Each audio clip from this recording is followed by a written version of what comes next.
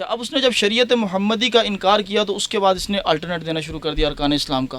سب سے پہلے ہمارا کلمہ لا الہ الا اللہ محمد الرسول اللہ، وہ کہتا ہے کہ یہ کلمہ اب ختم ہو گیا، اب چونکہ نبی میں ہوں تو اب آپ نے کلمہ میرا پڑھنا ہے، لا الہ الا اللہ نور پاک نور محمد مہدی رسول اللہ معاذ اللہ.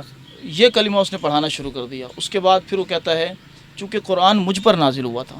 اچھا، ہاں، قرآن مجھ پر نازل ہوا تو قرآن میں نماز کا تو کہیں حکم ہی نہیں ہے. اذا نودی للصلاۃ من یوم الجمعۃ فاسعوا الی ذکر اللہ، آؤ اللہ کے ذکر کی طرف. اور آپ کو یہ مولوی کہہ رہے ہیں آؤ نماز کی طرف. نماز کہاں ہے؟ لفظ صلاۃ کا معنی نماز تو بنتا ہی نہیں ہے.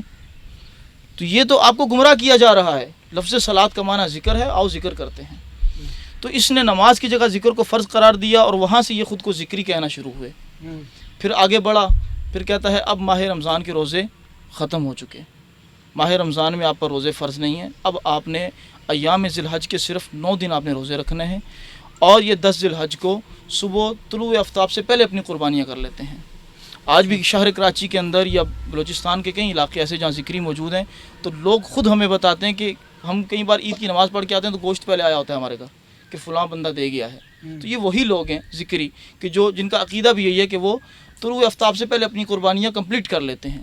تو ماہ رمضان کے روزوں کا انکار کر کے ایام ذی الحج کے 9 روزے اس نے فرض قرار دیے. پھر اس نے اس کے بعد زکوٰۃ کا انکار کیا. کہتے ہیں جو مصرف اسلام کا ہے، جو اسلام نے نصاب دیا وہ اب ختم ہو چکا ہے. اب ہر ذکری پر اس کی آمدنی کا 10% فرض ہے، لیکن فرض دینا کس کو ہے؟ مصرف کون ہے؟ وہ کہتا ہے کہ آپ پر بیعت کرنا فرض ہے. جو آپ کا مرشد ہے، جو آپ کا پیر ہے، آپ نے اس کو اپنی آمدنی کا سالانہ 10% دینا ہے. یہ زکوٰۃ کا نصاب ہو گیا. اب آئی حج کی باری تو کہتا ہے ذی الحج میں حج اب نہیں ہوگا اور کعبۃ اللہ شریف میں جانے کی بھی، بیت اللہ شریف میں جانے کی آپ کو ضرورت نہیں ہے. اب آپ نے حج کرنا ہے تربت کے مقام پر. اچھا، جو کوہ مراد پہاڑ ہے اس کا مطاف بنا ہوا ہے، وہاں پر حج ہوتا ہے.